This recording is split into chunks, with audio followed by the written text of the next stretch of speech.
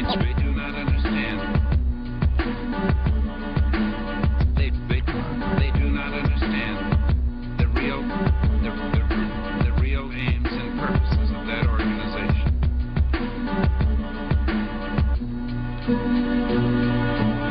They do not understand.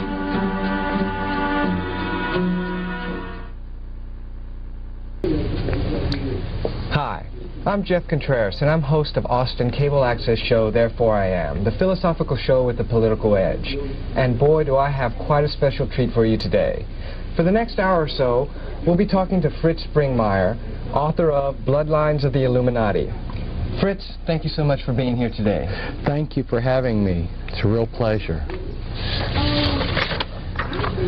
Fritz, your book has been out now for, actually it was republished, isn't that correct? Yes, it's been reprinted twice. Yes. Reprinted twice. And the title of the book is The Bloodlines of the Illuminati. What exactly is the Illuminati?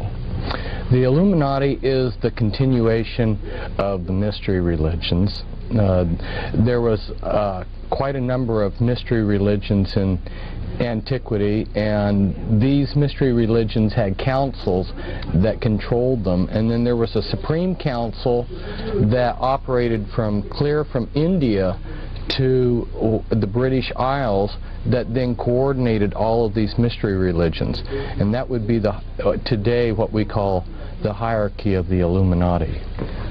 So the Illuminati is basically just an extension of the mystery religion system, the whole type of philosophy. Yes, it was a way of hoarding knowledge and power to a few special people. And how do they hoard the knowledge? Well, when I say knowledge, some of the knowledge is pseudo-knowledge, and some of the knowledge is actually scientific knowledge, which enabled, for instance, Christopher Columbus to be certain that he could sail across the Atlantic and hit land. He was associated with the Knights Templars, which is one of these secret societies associated with the Illuminati. So you've got different types of knowledge, but some of the knowledge is actually bogus. It's just claimed so that they can get people to join whatever mystery religion they're trying to offer. Okay, Fritz. Now, why are families so important in this? It's obviously, you titled it Bloodlines, and that must have to do with the families. Why are they so important? It has to do with how they pass power from one generation to another. It also involves the occult powers. They try to have full-blooded members. They believe that, at least the traditionalists within the Illuminati, which are the full-blooded members, they believe that to really be a powerful witch with all the occult powers that demonology gives you, that you have to be a full-blooded member who's got a genealogy that goes back many years. So in effect, what you're talking about is basically generational Satanism. Right, it's generational Satanism. And they have to operate also within bloodlines because of the way that they carry out their mind control. They make program DID, or what was commonly known for a couple hundred years as multiple personality disorder. They program their members with MPD, and in order to do that, you have to have someone who will disassociate when they're traumatized rather than die. There's three things you can do when you're severely traumatized. You can just curl up and die, or you can go crazy, or you can have the creativity and the disassociative abilities to splinter the mind into a multiple. And they want that ability. It's essential because the satanic rituals that they carry out, which are horrendous traditional rituals, blood sacrifices, requires a certain level of insanity and dissociative ability. In other words, what I'm getting at is if you were a normal, sane person and you had to participate in the higher level Illuminati rituals, you'd probably go crazy without the programming and the MPD that they carry out. So it's absolutely essential that they maintain the bloodlines. Okay, Fritz, now when you talk about blood sacrifice, what do you mean? Are you talking about chickens or goats or something like that? No. Unfortunately, I'm talking about human sacrifices. This is, you go throughout the world and you examine the different cultures, and you'll find that human sacrifice has been fairly widespread. And these powerful families have always felt that they gained power and through sacrificing other people. So you're saying that the blood sacrifice that we've read or heard about throughout the history books has never actually stopped. It's just gone into secret. That's right. Correct. That's very incredible. Now, Fritz, in the book Bloodlines of the Illuminati, you point out that 13 families are in control of the Illuminati structure. But in your book, you list 14 families. Could you explain this a little bit? Sure. They themselves decided that they would have 13 families, or really maybe a more descriptive word would be tribes.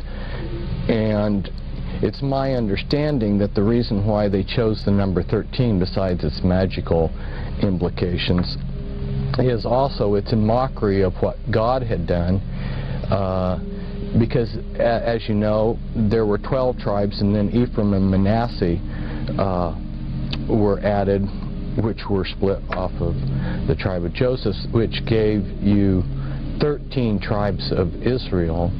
And so in mockery of that, then they have chosen 13 satanic bloodlines. But in working with people that were in the Illuminati and helping people get out of the Illuminati, I've gotten a fairly good handle on what last surnames they use. And although there's hundreds of, say for instance, Rothschilds in the United States, most of the descendants of the Rothschilds have other surnames. And so when I say bloodlines, that's more descriptive of families. And there are certain families within the entire context of the Illuminati that have become powerful in themselves, but aren't labeled by them as one of the top 13.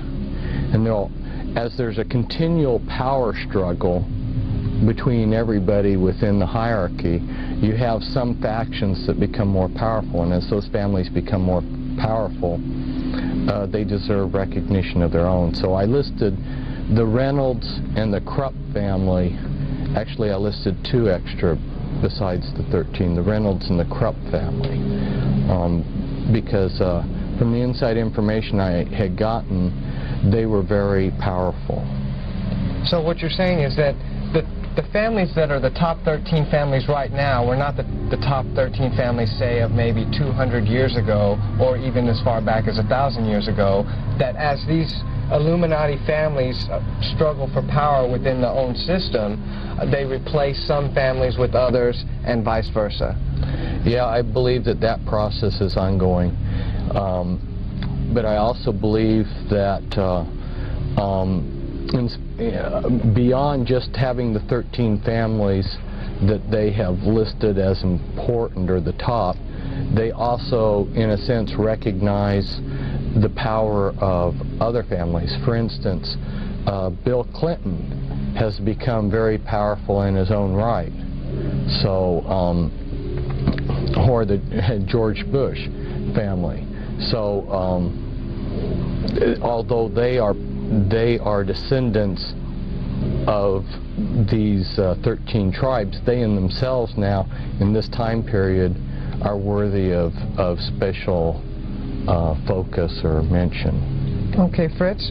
Well, we talked a little bit about the Illuminati structure.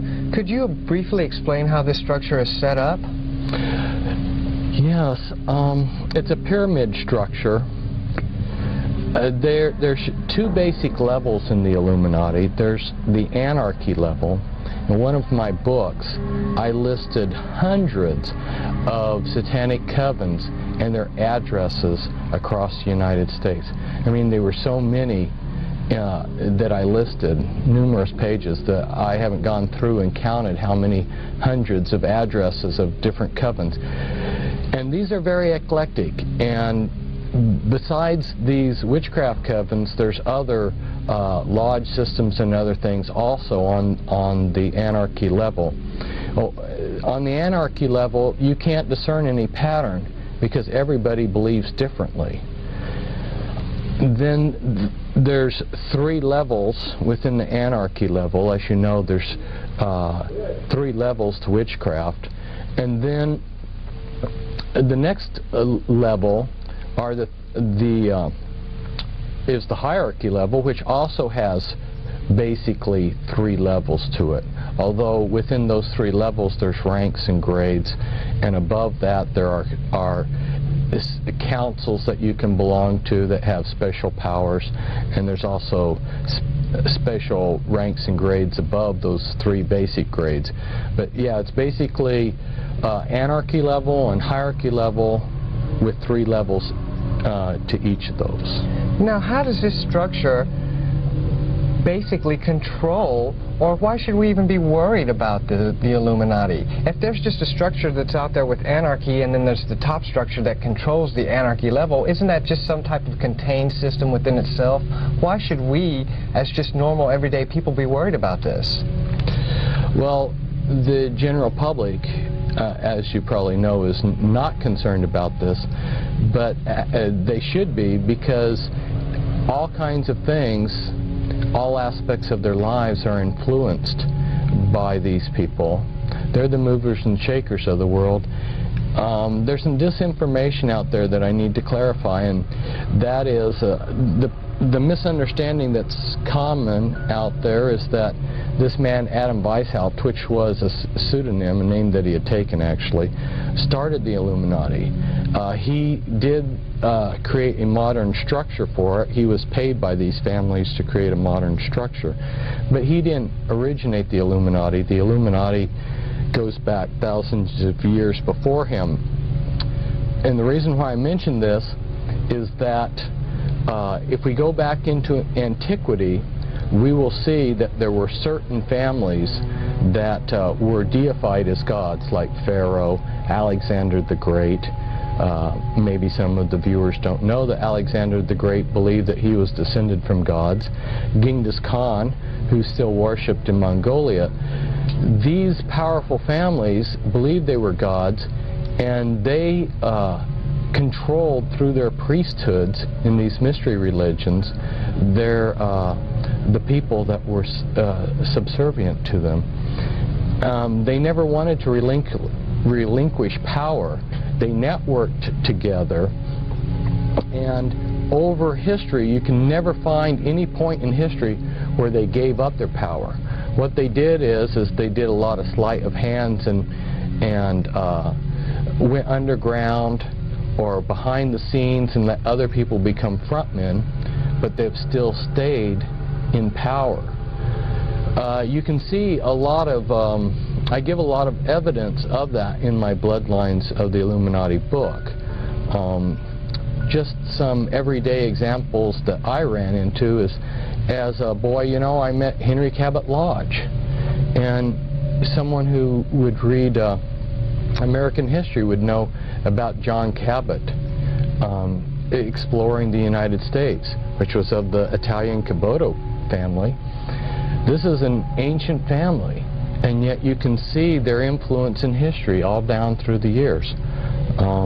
Recently there was a book, Holy Blood, Holy Grail. Well, I say recent, it's not been recent, but it became a bestseller, and then the authors made a trilogy of books, Messianic Legacy and The Temple and the Lodge, and Pageant and Lay and Lincoln were the authors of that trilogy of books, and they go in and discuss how all of the royalty and aristocrats of Europe are descendant from one single bloodline.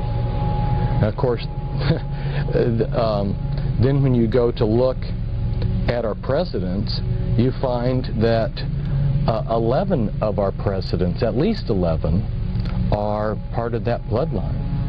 At least 11 presidents are descendants from European royalty. Right, the Merovingian dynasty, at least 11. And a man recently, David Icke, you may have heard of him, yes, says that he has the genealogy charts to show that all of our presidents were related. I have, in the talks that I've given in the last couple of days here in Austin, I showed a genealogy chart that I have, which shows 12 of the American presidents very closely related. Okay, Fritz. Well, you talked about how these Illuminati families, when they have power, and we can see that, then they go into hiding. Most people would say that the Templars, the Knights Templars, were one of these Illuminati structures. Could you explain basically how they supposedly went into hiding? Because you hear about the Templars, they had quite a long reign, and then the French turned against them, and then they were outlawed by the Pope, and then they just disappeared out of history. Right, and but they didn't. Although the Pope outlawed them, they were able to flee, and initially they went to places in Spain and Portugal, and from there they boarded ships and they sailed to Scotland. And there was a decision made to give Scotland its independence, and the Knights Templars that landed in Scotland then in the Battle of Bannockburn helped the Scottish gain their independence, and then became very prominent in the affairs of Scotland. Well, you know, Fritz, I saw the movie Braveheart, and I don't remember there being any Templar Knights in that movie. Yes, that's true, but the movie ended before the Battle of Bannockburn. Oh, all right, I understand now. Okay. Well, Fritz, now that we know basically a little bit about the Illuminati and about how they structure their system, can you give us a little bit of the mindset of these Illuminati families? I mean, why do these families, these 13 families and other families, feel that they have the right or the authority to control almost every aspect of our lives? These families, since antiquity, have believed that they were gods, and of course they have been worshipped in many periods as gods. And they continue to pass that prideful belief down from one generation to another. They believe that they're a superior being. Oftentimes, when I've seen quotes by these people or heard people relate what they heard, you see that they refer to us as ants or cattle, and they basically have the idea that they were born to be gods and rule us, and we were born to serve them. Okay, so they felt that they were gods and they were worshipped as such in ancient times, but with the rise of Christianity and things such as the Inquisition and maybe even the Reformation, shouldn't the people of history have stomped all of this out? They made a decision that they would use Christianity for their own ends. So they established churches that they themselves controlled, and they went behind the scenes and set up a lot of fronts. So what you see, for instance, as proof of what I'm talking about, is at the end of World War II, there was a commission sent around Europe to examine all of the churches and cathedrals that had been damaged by the bombing, and they found something like 80% of these churches had hidden occult altars underneath the Christian altar. That wasn't exposed until they were damaged. In other words, what was happening is these churches were built on ley lines, and satanic rituals had been secretly practiced in these Christian churches all down through the Middle Ages and up to present times.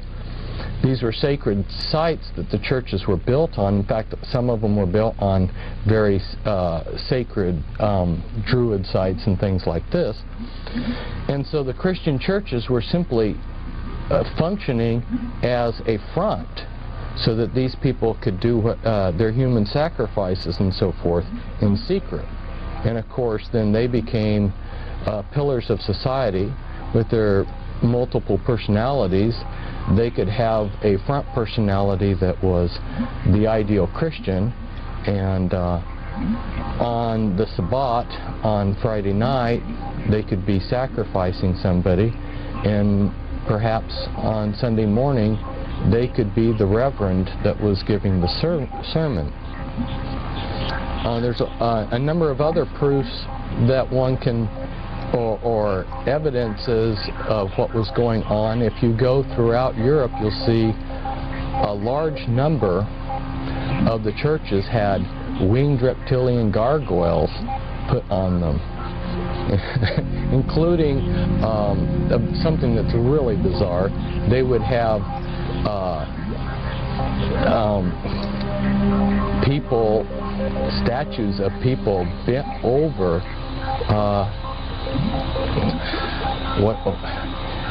how do you describe it on television? They're bent over taking a dump, you know. And this is on the side of a cathedral? This is on sides of churches that were built, the statues built, naked people showing their bare bottoms. And if you ask, why did these Masonic trade guilds build gargoyles and people taking an excrement, you're told they did it for Christ. And I guess, Fritz, people really don't understand is that most of Christianity evolved from the Catholic religion.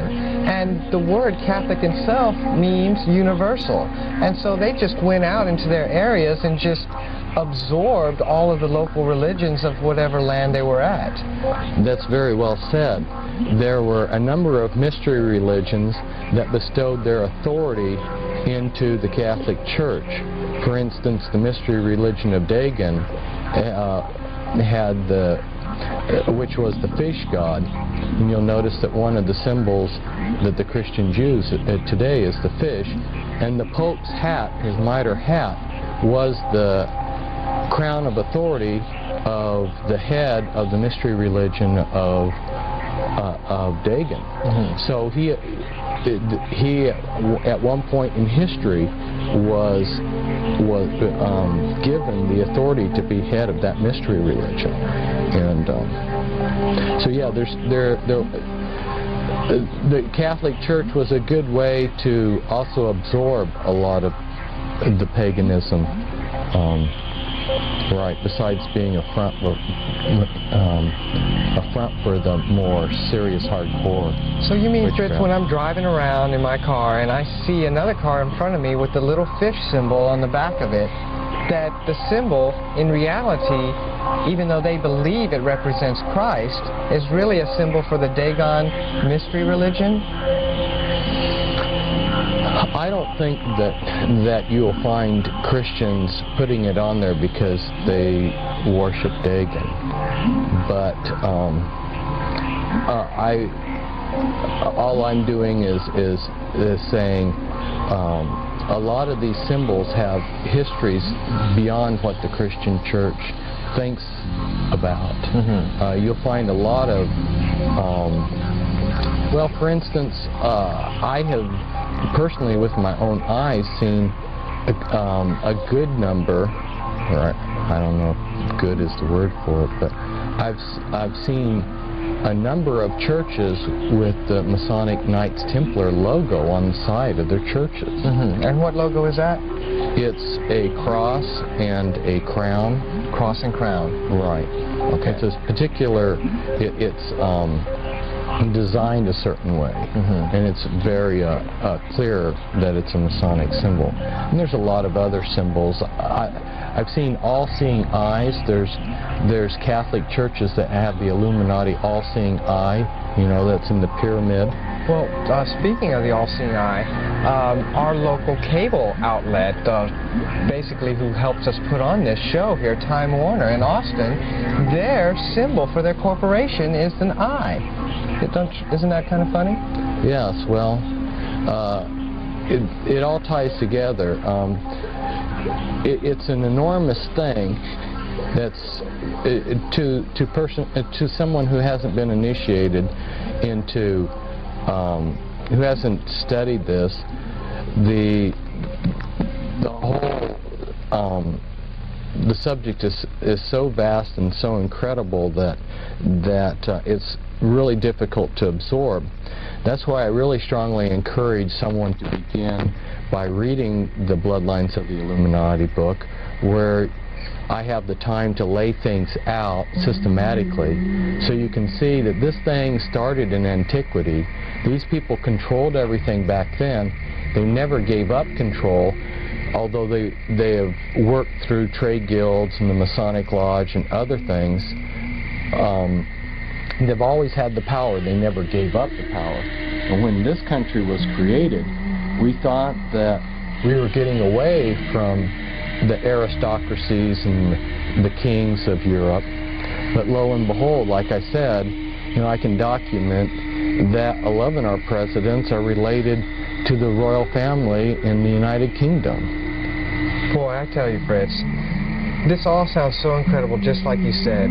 When you were doing research for this book, how much documentation did you actually find which supports your outlook and beliefs on the Illuminati? Well, I've done many years of research, and I was just joking with somebody that I was visiting this morning, because when I moved into my new house, I had been telling people I had 100 boxes of papers, you know, documentation, newspapers and stuff that I collected. But after I had filed those away, and I counted, I had 140 boxes left. So, a lot of what I have learned was because I've worked for years with people that are trying to escape the Illuminati, and they helped my learning curve greatly. They point me in the right direction. And a lot of information is right there if we scratch below the surface. But they realize that there are very few people like me that are going to be looking in the right direction and scratching under the surface. So, and they don't have time to hide it all. So there is an enormous amount of information out there that relates to these families. And I just am that type of person to plow through enormous amounts of information. That was just, I guess, the gift that God gave me. So what you're saying then, basically, Fritz, is that the information is out there, and really all you have to do is begin to search for it. Is that correct? Yes, I believe that a lot of the readers, once they have read my Bloodlines of the Illuminati book, and then once they maybe have read some of the other books that I have and gotten a basic understanding of what's going on, they're going to start seeing these things all around them, and they can teach themselves, and they can further their understanding on their own without my help. Okay, Fritz. Well, let's jump a little bit inside of the book, okay? I know you mentioned as one of the Illuminati families, the Kennedy family. Now, with all of their recent tragedy in the past few decades, how can you still feel like the Kennedys are major contributors to this whole power structure? There's definitely been some power struggles, and the Kennedys have been on the short end of the power struggles. That's true. But after John F. Kennedy was assassinated, and his brother, Ted Kennedy still was an extremely powerful senator. Because of his tenure and all of the committees he was on and everything, he was one of the most powerful men in the United States. So that immediate family, you know, continues to be called by the news media as America's royal family. But let's understand that the Kennedy bloodline is far greater than just John F. Kennedy's family. Well, what do you mean, Fritz? I think most people would, when they think of the Kennedys, they think, oh, well, you had John's father, Jack was it, and he made all his money. Basically, you hear rumors that he made most of his money through Prohibition, and then he made a killing off of the stock market crash. And really, that's when we start to hear about the Kennedys. Are you trying to tell me that they have a history that goes further back? Yes, they have a history that goes way further back. In fact, the Kennedys are descendants from Brian Boru, who was the first Kennedy, and he was one of the most significant kings in European history. So you see that they're tied back to royalty. In fact, John F. Kennedy's sister married into British royalty. So these are just not commoners that grew up in a log cabin. But there's something that I would point out to our listeners out there in television land, and that is that the movers and shakers do not become rich and powerful and then join the Illuminati. They become rich and powerful because they are part of these Illuminati bloodlines, and their councils decide how they're going to divide up such things as the drug trade, monopolies, and things like this. And so when you see these families like the Astor family go from being totally poor, and in a few years John Jacob Astor is the richest man in North America, and maybe I'll use him as an example. Okay. Since I got started talking on him. John Jacob Astor came from Germany, from a small town, Waldorf. His background was being a butcher. He couldn't hardly speak any English. His English was broken. And he was the type of person that if you were sitting beside him eating, he might grab your shirt and wipe his dirty face on it while he was eating the meal. He was gross, he was crude. He was not somebody that you would enjoy being around. Yet this man who could barely speak English and who is an exceptionally obnoxious person, within a few years became the most richest man in America. Now, how did that happen? There had been fur trade for hundreds of years, but all of a sudden he comes to America and monopolizes the entire fur trade basically on North America. Now, how did he gain control? It's because somebody in the Illuminati councils had decided the Astor bloodline, which is a bloodline that goes back to antiquity, the name is a derivative of Astarte. They had decided that the Astor family, you know, would be given that privilege. Why did Bill Clinton become president? Somebody made the decision many years ago. You can look back at the things Bill popped off and said as he was a kid. He said, "I'm going to be president." Okay, Fritz. Well, we talked a little bit about the Kennedys, and I noticed that another Illuminati family that you mentioned in your Bloodline book is the Onassis family. Now, as far back as I can remember, just out of recent memory, the only Onassis I could ever think of was Aristotle Onassis. And really the only reason I bring him up is because we talked about the Kennedys, and they seem to be linked a little bit. Could you briefly describe how the Onassis fit into this picture? Onassis was, again, someone like John Jacob Astor.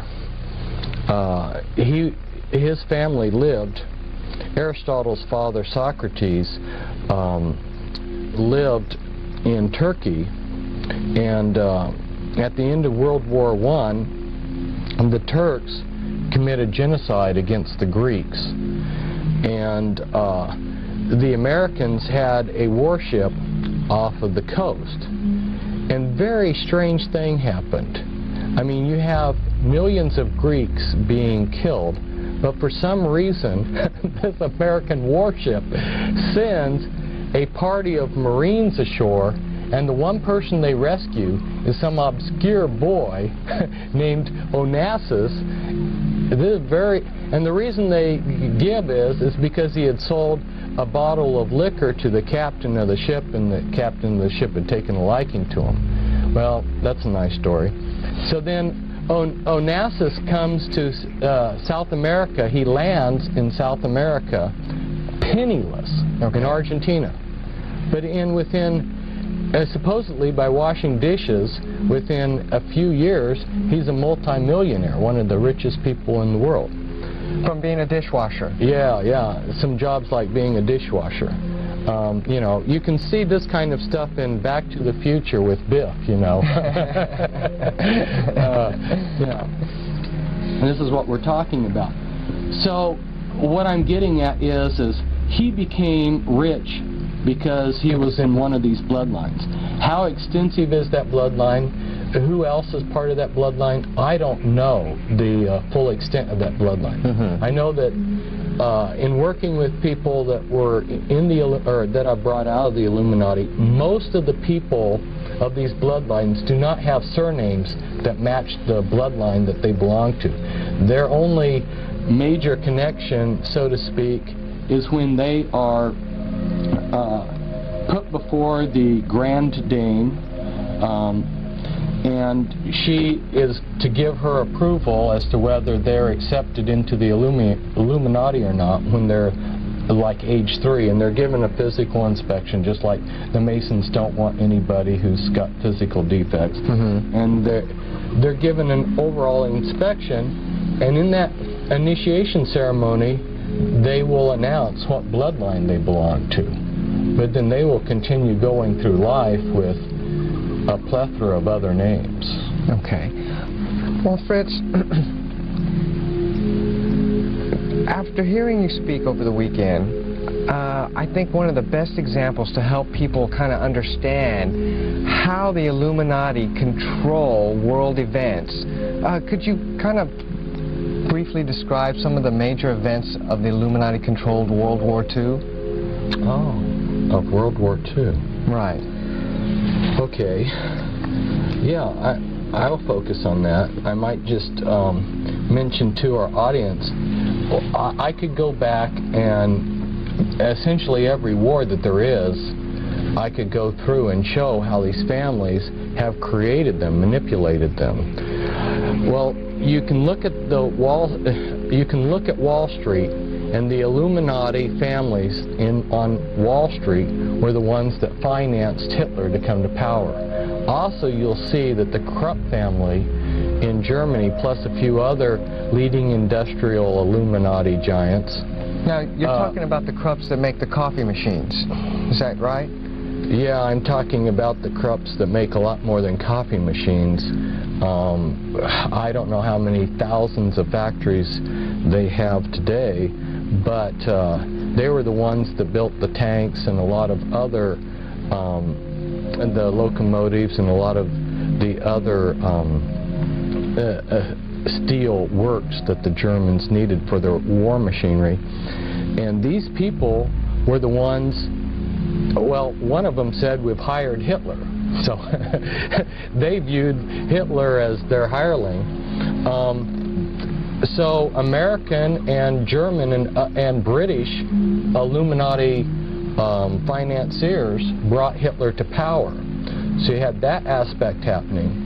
And then the dialectics that was created, that created the issues and how the war came about, were also Illuminati family manipulations. And then the United States' entry into the war let me point out something here.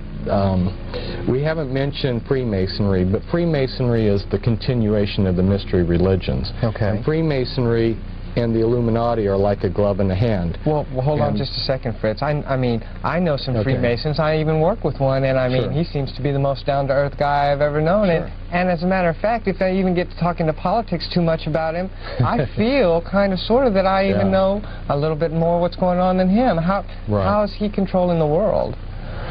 Oh, he's just a member of a lodge system.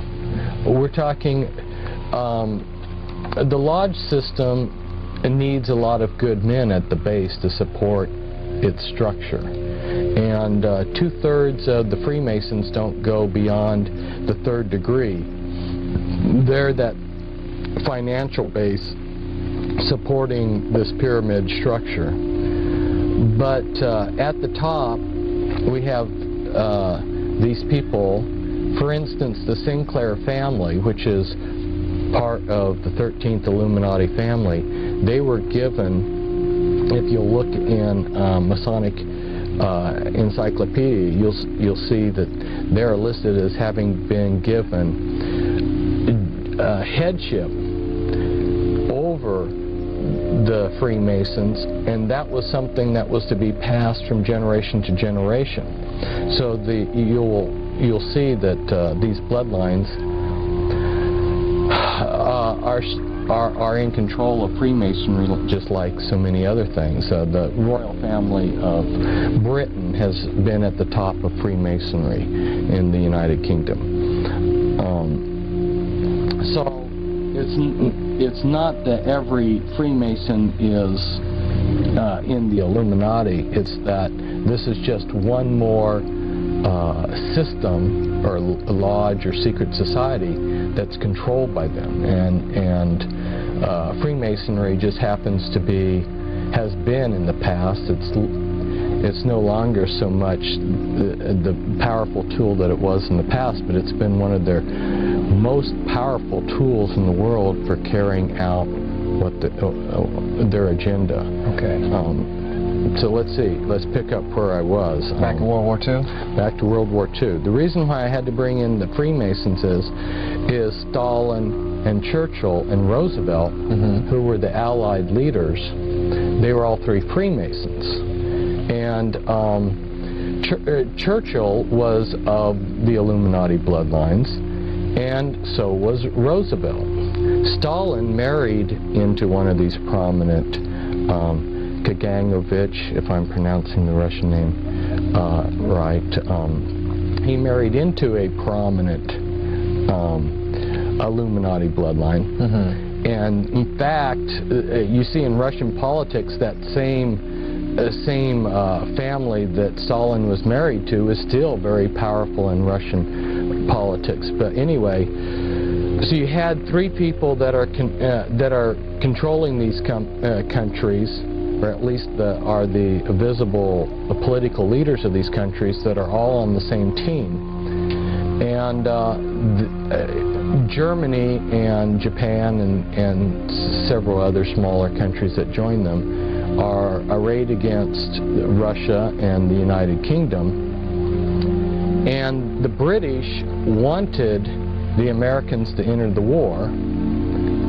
Roosevelt wanted us to enter the war. So, but wasn't Roosevelt's one of his campaign promises at that time not to enter the European war? Right, right. Just the same as Wilson before World War I. His campaign was he would keep us out of the war. And then very shortly after he became president, he declared war on Germany. And it was such a trauma to my grandfather, because he had voted for Wilson, that he never voted Democrat again in his life. He had such a strong reaction.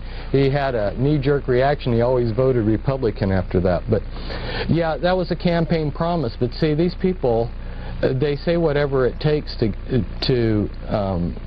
be popular, and then they do whatever they want, because we don't mean anything to them. And so, in going back and researching, I came across a book that was written which described aircraft carrier warfare in the Pacific in a war between Japan and the United States before there was ever an aircraft carrier built. And this book describes basically World War II. So this is rather amazing that someone was already thinking this stuff out. And then you'll see that when one studies it out, that the American military brought the Japanese Navy over to Pearl Harbor and specifically showed them item by item how the Pearl Harbor could be attacked.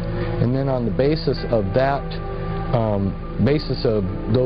those tours, the Japanese went back, made up their battle plans. American intelligence and British intelligence knew of the battle plans. They watched the Japanese fleet practice for their attack on Pearl Harbor, and then Roosevelt, to make sure that there was a lot of losses, the day before they attacked, he had all of our planes put on the airfields in circles with their noses pointed towards the center of the circle, so that it'd be very hard for them to take off when the Japanese attacked. There was a lot of things like this that were done to make sure that there was a lot of Americans that died so that they could get United States into the war. You know, I could talk for hours about how they created this war and then how they kept it going. The Illuminati, well, shortly after Pearl Harbor, President Roosevelt, and I showed the documentation in my talk here in Austin from the federal codes. He drew up an executive decree which allowed the Secretary of the Treasury, Morgenthau, to exempt whoever he wanted so that they could trade with the enemy. So these Illuminati families, like the Rockefellers, who controlled Standard Oil, and Onassis, were given the freedom to trade with the Germans so that they could keep the Germans supplied with essentials like diamonds there's a lot of industrial uses for diamonds, including they were needed for the gyroscopes and the gyroscopes for the V-2 rockets and everything. They supplied Germany with oil, designs for military equipment, and a lot of other things that, had the Illuminati not been given that special privilege of continuing to trade with Germany during the war would have come to an end easily by 1942. So basically, we had an embargo on Germany if we wanted to, but we just never closed the embargo. Or we just never kept the supplies from coming into the country. Well, if you were one of these Illuminati bloodlines, one of these powerful men, kingpins is the word I use, within these Illuminati bloodlines, you had the privileged status of being above the war. Above the war. The rest of us, it was a real war. And actually, Fritz, I think I can remember from your book, as from the Onassis chapter, his fleet of ships almost went unscathed. Is that correct? Totally unscathed. They were never attacked. How many ships did he have? It was between 200 and 300 ships, merchant ships. And he's from the Greek fleet, correct? Yeah, Greek merchant ships. His ships flew the Greek flag. Essentially, every other Greek ship that was floating when the war started was sunk.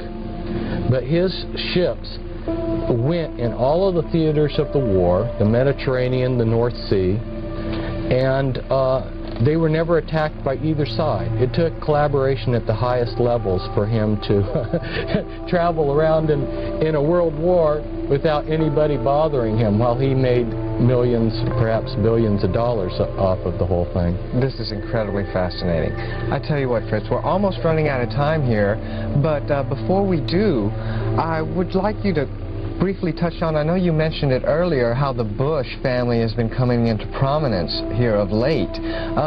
Could you give us maybe a little bit more of a background behind that family? Some of our listeners out there may be familiar with the Order of the Skull and Bones, which is a chapter of the Illuminati, and that they have rituals with satanic undertones. One of the things that they do is lay in a pile of manure when they're being initiated and say all of their sexual exploits. Yeah, I know. Satan causes his minions to do degrading things that they think, for some reason, because their minds get warped, that this is something great. The Bush family is related. It's one of those families that's related back to British royalty. And Bush was head of the CIA. And I think it's significant to point out, if our listeners haven't caught it already, they may have already noticed this themselves, but you had the head of the KGB. You know, the KGB has been running Russia and the USSR, and over here we had the head of the CIA, George Bush, who becomes president, and now his son is running. It should make people realize that at least that the intelligence agencies have co-opted these countries, but it's deeper than that, because the intelligence agencies are being used as a front for these powerful families. And there's literature out there that talks about how the intelligence agencies have been prostituted to these powerful families. In fact, KGB intelligence, a large share of their intelligence, is simply being used to spy on Western industry and companies so that they can take all these trade secrets back for Russian capitalists, or Russian gangsters, I should say. Wow, truly incredible. Also, Fritz, I remember this also from your talks over the weekend.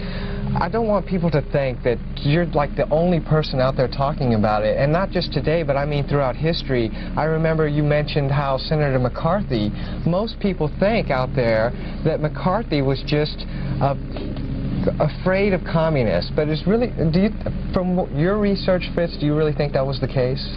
No, it wasn't the case. I mean, I was like everybody else. I only knew what I'd been told until I started reading speeches and talks and things that he had written, and I was blown away. I realized the man knew exactly that there were these powerful families, that there was a world order, and he was going after these powerful families. That's why he went after the Bundys, and of course the Illuminati kingpins in our government thwarted an investigation into Bundy. Yeah, he really understood, and so because he was after these powerful people, these movers and shakers, they have used him as a verbal punching bag. I mean, I've watched, I don't know how many people denegate his name, even, you know, in the last few years. I mean, you think the guy has been dead for a long time, they'd forget him, but Bill Clinton has used them as a punching bag, and then George Bush. So it's almost, the Illuminati almost use him as an example. Like, if you come after us, this is what's going to happen to you. Isn't that correct? Yes, yes. That's totally horrible. Well, I know we've just got a few minutes left now, for sure. But before we go, I wanted to ask you, Fritz, how can we, as normal, everyday people, recognize perhaps the policies or the agendas which are pushed on us through the Illuminati front organizations? Oh boy, that's a good question, but it's also a big question. Well, you will see that there are certain things that are politically correct, and you will also notice that the world is going towards central control. Right. It's going towards globalization, where we're having the United Nations. You know, the United Nations was formed out of the League of Nations, and there's a continual push to have one political, one world government. Now, isn't that just a natural evolution of perhaps human society?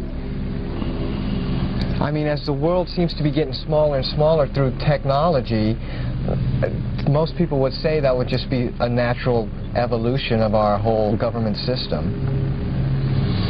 Well, it's definitely being pushed. Mm-hmm. And whether one wants to believe that's a natural outgrowth of improved communication and transportation, that's up to the individual, but it is definitely being pushed. It's taking a lot of money and a lot of effort to make it happen, and the push behind it are these global elite families that are controlling things from behind the scenes.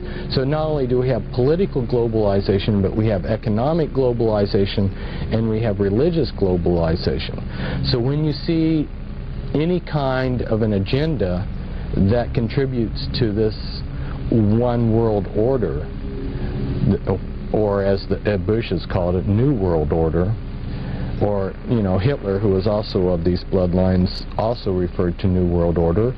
That seems to be a popular term with them. Right, and I noticed earlier, when you had mentioned it, you just said world order, that you didn't put the new in there. Why is that? Because it's not new at all. In fact, they keep using the same formulas. The things that controlled people back in ancient Rome, you know, where they had bread and circus, they're using the same formulas that they used in antiquity on us today. And bread and circus simply means that if you give the common person entertainment and plenty of food, like the junk food we get, they'll be happy. And most people, as long as they have their beer and their football game, are happy. Unfortunately, that is true. Well, I tell you what, Fritz, I really appreciate you coming down here, taking time out of your busy schedule to come give us an interview, and I look forward to having more talks with you in the future. Thank you. It's great being with you.